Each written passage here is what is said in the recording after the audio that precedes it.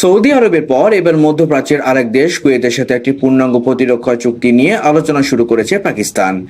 রয়টার্সে তথ্য মতে চুক্তির আওতায় কুয়েত মূলত পাকিস্তানের কাছ থেকে স্থল সেনা, যুদ্ধ বিমান, ড্রোন ও আকাশ সুরক্ষা সরঞ্জাম চাইছে।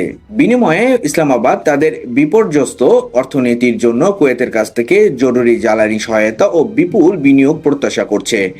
বর্তমানে মধ্যপ্রাচ্যের দেশগুলো আমেরিকার নিরাপত্তার সুরক্ষা বিকল্প খুঁজছে। নিজস্ব সমরাস্ত্র উৎপাদন সক্ষমতা, সুন্নি মতাদর্শ এবং ওয়াশিংটনের সাথে সুসম্পর্কের কারণে পাকিস্তান এইসব দেশের কাছে একটি নির্ভরযোগ্য বিকল্প হিসেবে আবির্ভূত হয়েছে। কুয়েত ছাড়াও বাহরাইন এবং জর্ডান পাকিস্তানের সাথে অস্ত্র ও প্রশিক্ষণ চুক্তিতে গভীর আগ্রহ প্রকাশ করেছে।